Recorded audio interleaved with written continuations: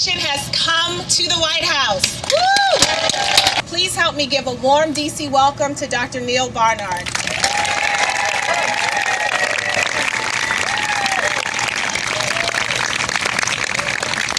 Good morning, everyone. Good morning. There is right now a pitched battle here in Washington, and the stakes have never been higher. This is a battle that will determine our health and the health of our planet. It'll determine whether children will thrive or whether they'll head into a lifetime of disease.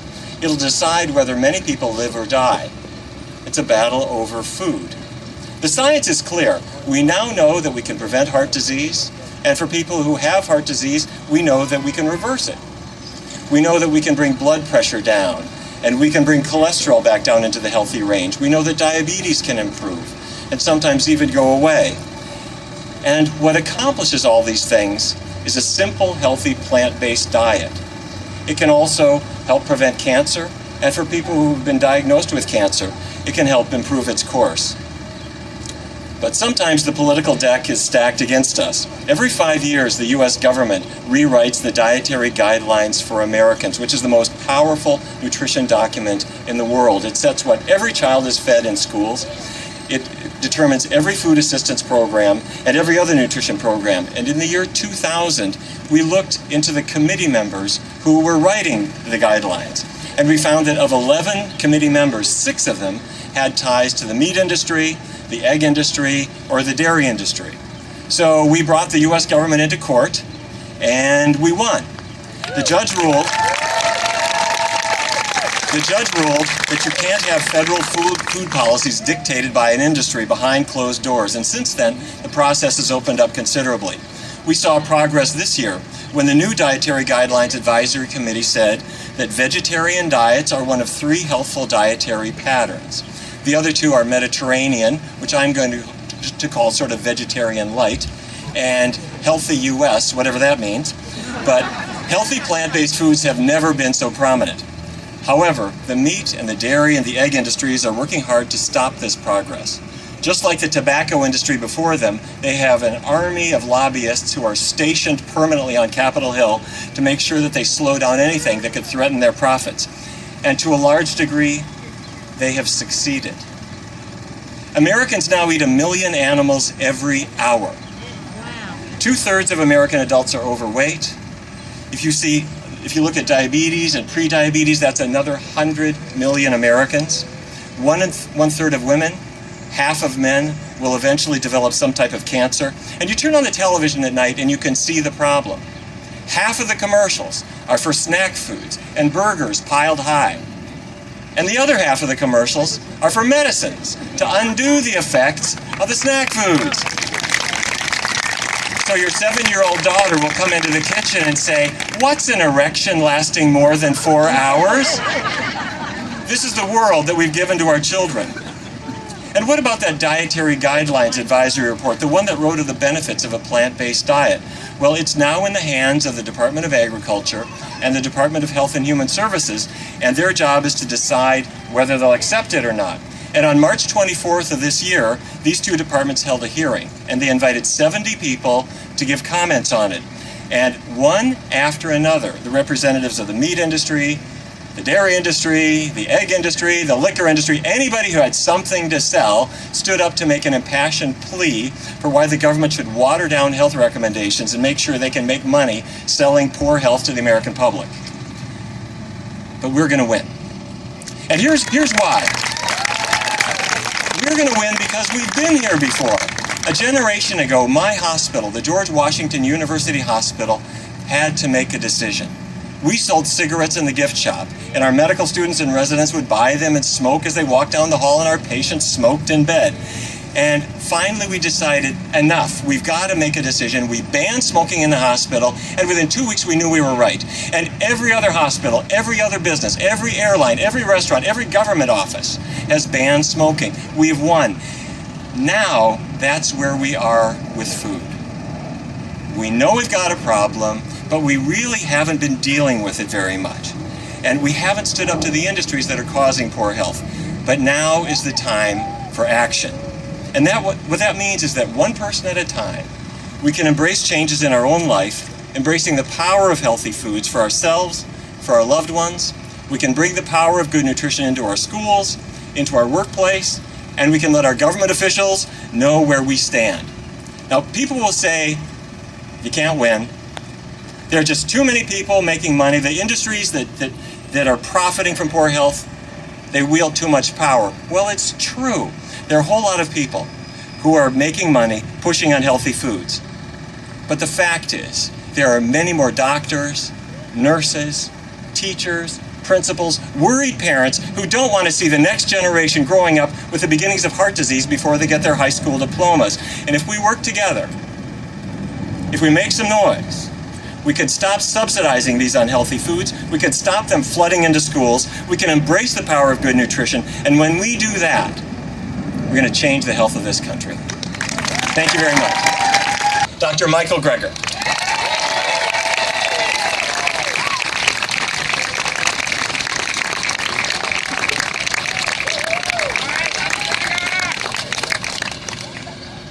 I want to tell you a story about my grandmother. I think the spark for many kids to want to become a doctor when they grow up is watching a grandparent get sick or even die, but for me, it is watching my grandma get better. I was just a kid when the doctors sent her home in a wheelchair to die. She'd been diagnosed with end-stage heart disease. She had already had so many bypass operations, you basically just kind of run out of plumbing. She was confined in a wheelchair, crushing chest pain. Her life was over at age 65. And then she heard about Nathan Pritikin, an early lifestyle medicine pioneer who was reversing heart disease with a plant-based diet back in the 70s. They wheeled her in, and she walked out. I'll never forget that. She's actually even featured in Pritikin's biography as kind of one of his star patients. She was described as one of the death's door people. This is a quote from the book. Frances Greger from North Miami, Florida, arrived in Santa Barbara as one of Pritikin's early sessions in a wheelchair. Mrs. Greger had heart disease, angina, claudication. Her condition was so bad she could no longer walk without great pain in her chest and legs. Within 3 weeks, though, not only was she out of her wheelchair, she was walking 10 miles a day. My grandma was given her medical death sentence at age 65, but thanks to a healthy plant-based diet and lifestyle, she was able to enjoy another 31 years on this earth. Till age 96, with her 6 grandchildren. Her near miraculous cure from end-stage terminal heart disease was not only the inspiration for one of those grandkids to go into medical school, but it granted her the years to see him graduate.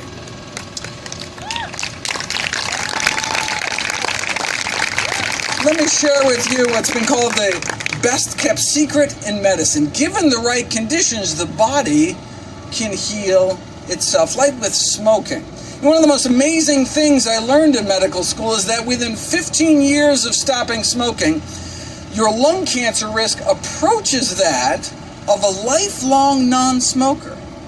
Isn't that amazing? Your lungs can like clean out all that tar, and eventually it's almost as if you never started smoking at all. Sure, you could choose moderation and hit yourself with a smaller hammer, but why beat yourself up at all? During my medical training, I was offered countless perks and dinners by Big Pharma. Not once did I get a call from Big Broccoli. There are reasons we hear about the latest drugs, because there are corporate budgets driving their promotion, but the same reason you'll never see an ad on TV for sweet potatoes is the same reason that these breakthroughs on the power of foods to affect our health and longevity may never get to the public. There's little profit motive.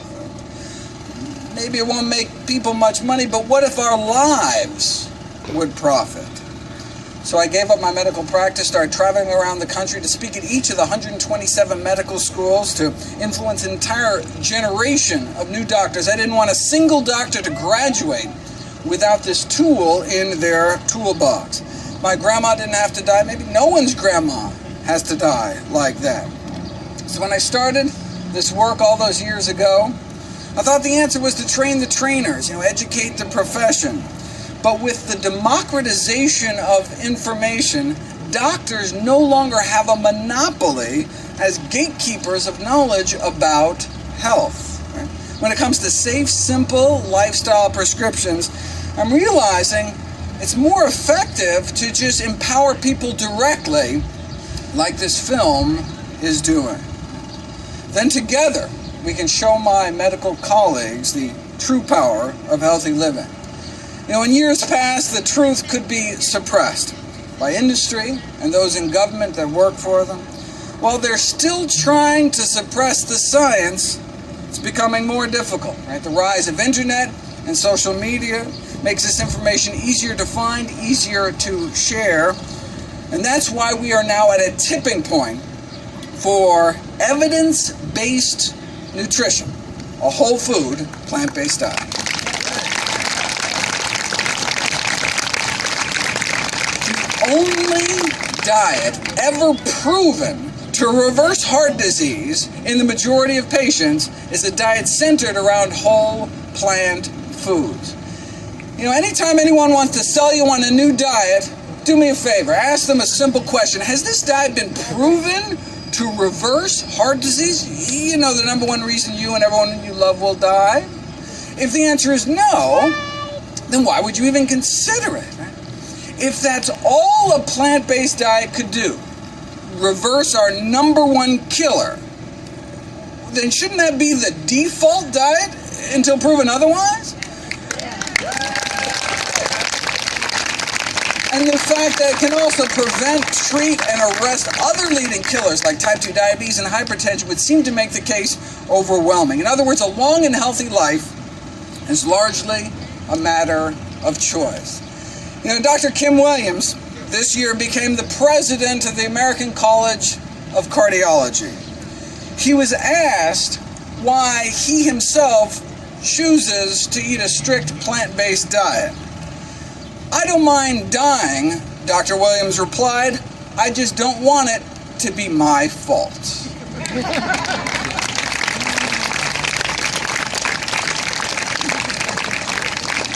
Allow me to introduce my good friend, Dr. Colin Campbell, nutrition researcher recognized for his many years validating the science of whole food plant-based nutrition. He's authored more than 300 research papers, career spanning more than half a century, author of the best-selling book China Study, featured in the documentary film Forks Over Knives, currently holds an endowed professor emeritus position at my alma mater, Cornell University, Dr. T. Colin Campbell. Thank you so much for all of you for coming. I do have to make a remark about Dr. Greger and his being a graduate of the College of Agriculture at Cornell University. There's something just not quite right here. Incidentally, I'm also a graduate of the College of Agriculture at Cornell University. So if that you can like to consider that progress, there it is.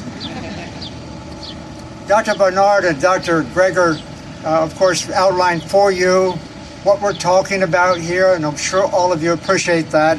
The whole food, plant-based diet is where it's at. And it's going to be where it's at in the future. I have no doubt about it, because the science is in. My background, as many of you may know, has been in science, doing scientific research, mostly at Cornell University with lots of students and colleagues, and I owe a great deal of gratitude to them for this. I want to just make a comment, though, about something about the fundamental science, the evidence, if you will, of this whole thing.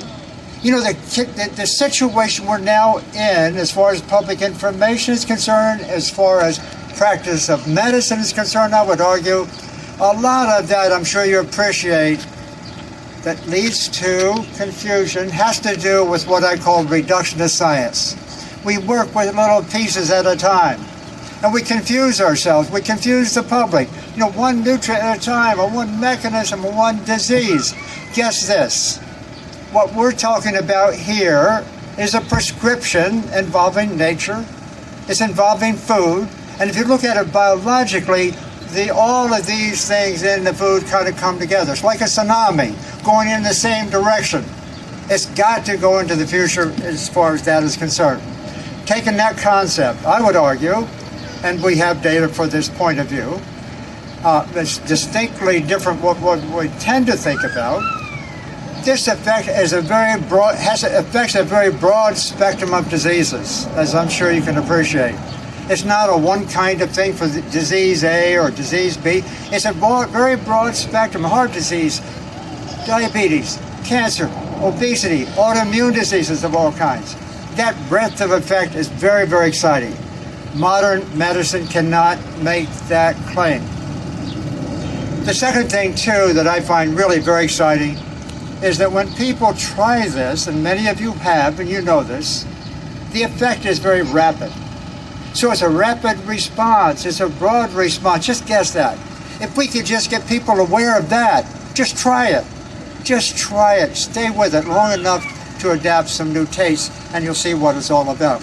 Obviously, this is a challenge to the current system. It's really because of this reason, I would argue, that we tend to have relied on bits and pieces of information. It makes the TV, these things called side effects. It's not a whole thing. In fact, I'm going to argue that this idea is a holistic one, involving countless chemicals and nutrients in food, and all kinds of mechanisms that I've been sort of working in for many years in our body and all kinds of outcomes. So I'm very excited about this. If we start thinking about nutrition this way and sort of set aside all the claims that we tend to see on this, that, or something else, doing something special, you might ask, where did I get my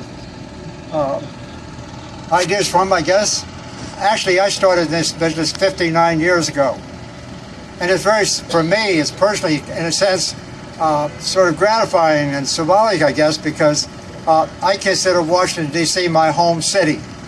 I was raised on a farm about 50 miles west of here, out just west of Leesburg. And I traveled 100 miles a day with my brothers to high school, junior high and senior high, for 5 years to come to school here in the city. And so Washington is where it's at as far as I'm concerned personally.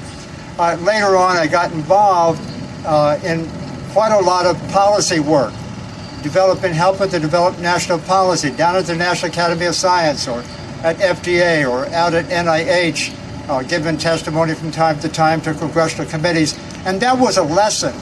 That was a lesson that Dr. Barnard, in particular Dr. Greger, are talking about, a lesson for me to see why it is that when we make national news and national policy and tell the public presumably what we tend to know, it was a lesson for me. I could see firsthand. I could really see firsthand how subtle power, I call it subtle power. The public tends not to see it, but it's very, very powerful. And so we need to break through that control, if you will. Actually, this has been a major challenge. It's a major challenge, let's face it. Those of us who try it, become interested in it, we see the results and we can get enthusiastic for it. There's no question about that. But I'm going to suggest that whereas we think about nutrition differently and scientifically differently, that can bring that message to the public, I now have a list of 5 industries that I've thought about quite a bit, about the fundamental science underlying 5 major industries. And I'm going to make an argument that basically when you look at the fundamental science that underlies this industry, it's like quicksand. Yet we're relying on. The 5 industries I'm talking about is the food industry. Huge, you know that. We get the wrong kind of food, we use the wrong kind of arguments to defend, in fact, what we really do.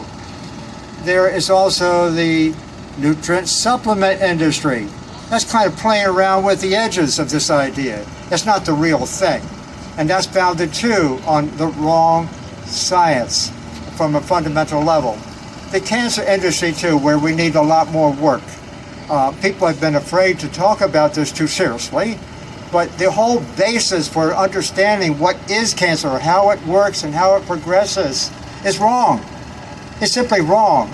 And when we can begin to understand that basis, and I don't have a chance to get into those details here, I think we can make real changes in the scientific community.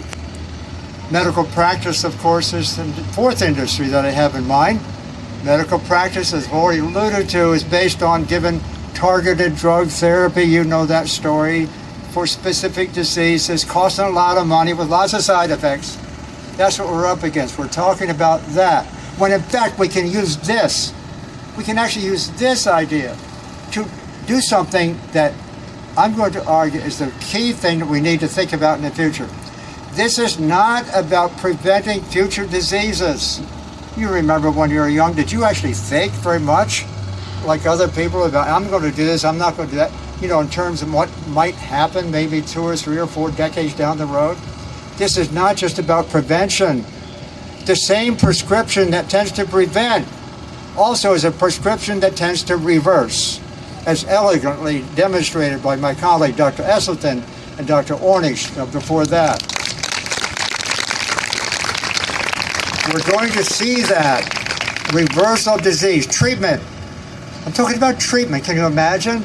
Treatment is an idea that's been reserved for the practitioners of medicine using their reductionist approaches. Treatment is something you don't even need to think about. Just do this. And if you have aches and pains and disease onset of this, that, or something else, it tends to resolve itself. So, I don't know. I get really excited about this especially having started out now 59 years ago in August, from a very opposite point of view. I get very excited about this because now, having been in the scientific community, having been involved in policy especially too, we have it. The evidence is now here. It's a question of communicating it. And so many people don't seem to know this. And so it's all about becoming aware. Becoming aware. Nelson says this very elegantly in the film, Plant Pure Nation, and that's really what the Plant Pure Nation, in a sense, is really about. We're attempting to make this aware using fundamental good science, good arguments, and good concerns in a social sense to make this work. So, again, thank you so much for all of you here. I see this as being a turning point. A turning point, actually, that's going to kick off a whole new layer of awareness and interest to make this happen. Thank you very much. We did a rally in Louisville, Kentucky, and we were able to get the word out far and wide, and we did that through media. We got TV appearances, radio, print. We tried really hard to do that in D.C., and we couldn't do it because, first of all, there are a lot of rallies that take place here every day.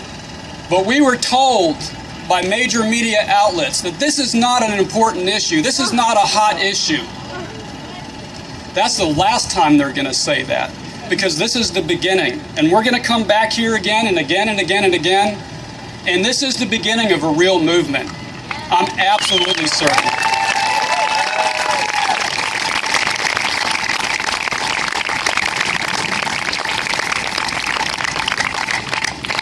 Since all of you waited here patiently for the end of this, you get a code to watch the film. Let me see here. Oh, here it is. Okay, so in order to access the link to watch the film, all you have to do, so take careful note of this, is send a text to this number here, 22828. Okay, that's 22828. And you should text the word nation. Just one word, nation.